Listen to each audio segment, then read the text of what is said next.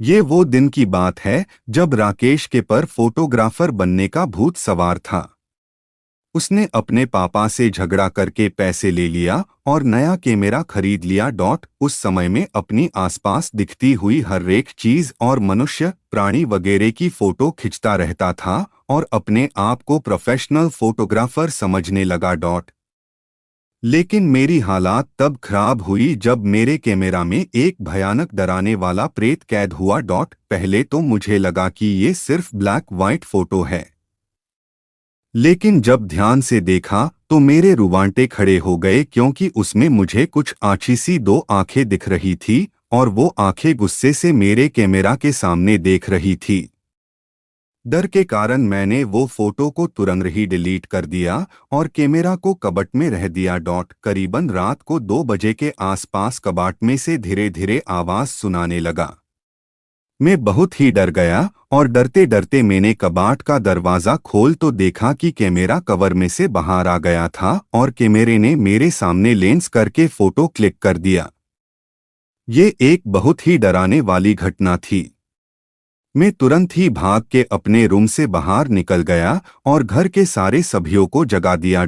ये पूरी घटना सुन के पापा मेरे रूम में गए और कैमरा चेक करने लगे, लेकिन मेरा कोई भी फोटो दिखाई नहीं दिया। पापा ने ये देखकर मुझे कहा कि ये सिर्फ तेरा भ्रम है। मुझे भी लगा कि ये मेरा भ्रम ही है। दूसरे दिन दोपहर में मैं नदी के तट पे बैठ के कैमरा से फोटो खींच रहा था।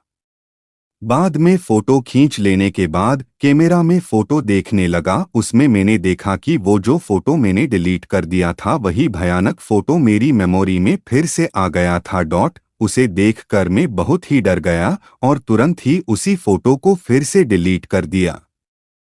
जब मैंने बाकी के फोटो देखा तो मेरे पैर थरथर कांपने लगे।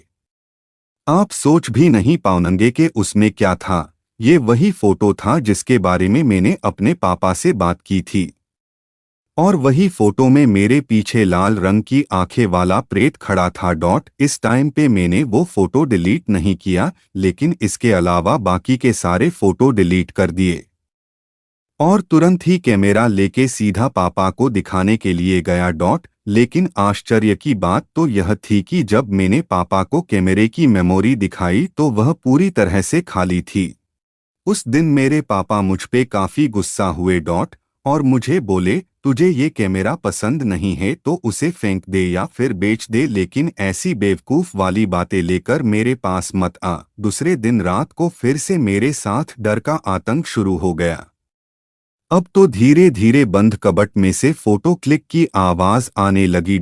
मुझे पता था कि ये कोई मेरा भ्रम नहीं है, क्योंकि मैं परलौकिक घटनाओं को नहीं मानने वाला एक संपूर्ण नास्तिक मानस हूँ। सुबह मैंने हिम्मत करके कैमरा बाहर निकाला और फिर से मेमोरी देखने लगा।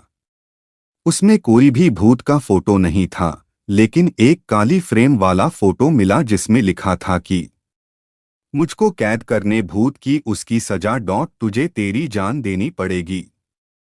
ये फोटो देखकर मेरे तो होश ही उड़ गए। मेरी धड़कन एकदम से ही बढ़ गई। मुझे ये भी पता था कि ये धमकी वाला फोटो अगर किसी को दिखने के लिए भी जाऊंगा उससे पहले मेमोरी से डिलीट हो जाएगा।